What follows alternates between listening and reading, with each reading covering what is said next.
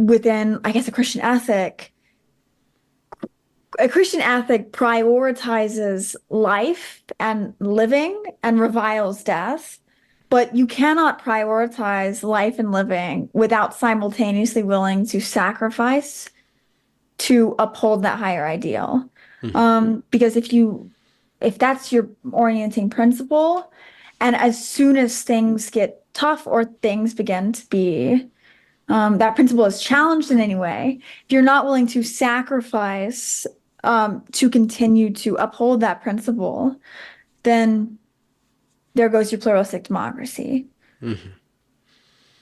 And that's the way to build it from the ground up and not just the top down. So Christian national, or the specter of Christian nationalism, is an Yeah, that's imposition garbage. of Garbage, yeah. that. But it's got to be like a society of people who have Christian ethic, who are willing, when the need arises, to sacrifice for, a higher tier of, Mm. or a broader span of other that can And supersede partly ethnic lines. and partly because a top-down Christian nationalism, it's kind of like what it creates, especially when it's taken by force, is it creates a rep it creates a simulacrum of a Christian ethic, and it's not a genuine Christian ethic. Hmm. And partly because you have a level of instrumentalism that was existent in it from its inception. Because in order to create let's say a government under Christian nationalism, you have to take steps that are not acting in the likeness of Christ, right? Because what did Christ say about Caesar? Like, be given to Caesar what is Caesar's.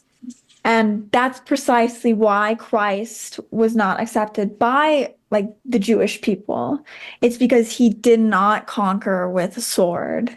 He conquered, right, through his actions and like through the love of the Father, and Hmm. through giving of himself, self-sacrifice, to those who didn't deserve it. Um, Christian nationalism is the opposite. It's taking what one thinks one deserves. Hmm. Well, if you were to have a Caesar, no matter what, wouldn't you rather have a Christian Caesar? No, because that's not Christian. Like it will they won't be a Christian. So, but what happens in a Christian society? Is there no Caesar? There's no. I mean, there's no Well, government. here's the This is thing. the So weakness in that case. it's not that you can't have a Christian Caesar. It's that if you change the government or you change society from a top-down way so that you can have a Christian Caesar, that is a transformative act, and it's not transformative in a good way. Hmm. Um, because of the fact, so, and you can kind of see this in a lot of the thinkers the Christian nationalists draw from. They draw from it tends to be Carl Schmitt. So what's interesting about Carl Schmitt, I talked about him earlier with respect to say a state of exception. Christian nationalism, the only way it would work is if it's a state of exception. A Christian monarchy might work, but a Christian nationalist system of government, no, it won't work because it's not Christian anymore because it's pantheistic. In order to be a state that is able to grant an exception in that way, you have to be self-contradictory and you have to be able to like basically claim to intercede, to be the interceder on behalf of the people, um, in communication with the divine.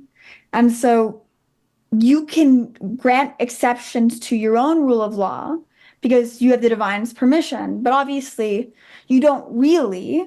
You're you're claiming to be God because that's like Carl Schmitt's system is pantheistic.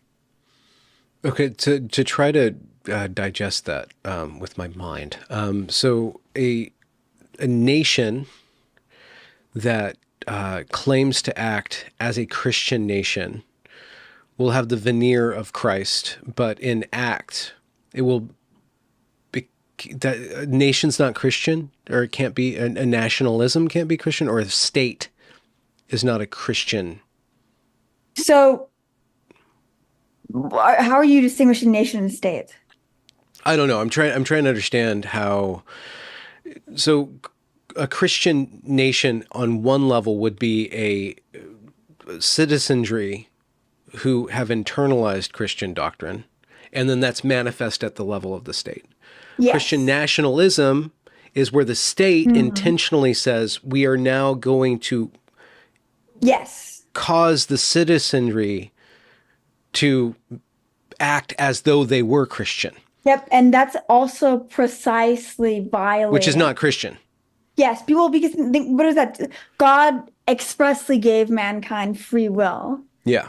And that's another way it's a state of exception because it's saying, oh, now I'm God, I'm reneging, no more free will. Okay. Until we get our way, which is again a utopian project. Like, Yeah, and that's how it's okay. mutually transformative, right? Oh, like I'm taking free will back, but I'll give it back to you once we Once the develop exception. together and we reach a state at which you're good enough to where we can give it back to you. Okay. So that is one critique of Christian nationalism, but you said pluralistic democracy is not possible in your point of view without internalized Christian ethic in the citizenry. So there would be a theocratic government and then something that's not quite theocratic that would be secular on some level where nobody's imposing any religious order on anybody, where people can leave aside certain doctrinal disputes in order to relate with each other and then also filter through the law certain sorts of Christian virtues without the theology on some level. Like there's Islamic law. I don't know to what degree like Eastern law or Eastern states are even a part of this discussion. But in a pluralistic society, what sounds like you're trying to describe is a way where everybody kind of has freedom of conscience, but there's still some sort of order that checks based on Yeah, some sort of so law between interactions. within a pluralistic democracy, and like we've had since the beginning of the United States, the reason why that works is because there's a level of self-sacrifice. And so, in that self-sacrifice, that selflessness, it's right, it's acting in the likeness of Christ. And so, for example, That sacrifice, just to put a asterisk there, that sacrifice isn't just like going out and doing community labor. It's also sacrificing your own ego insofar as being right, saying, I know the will of God. I'm going to sacrifice my opinion to allow others to have their own opinion on certain matters.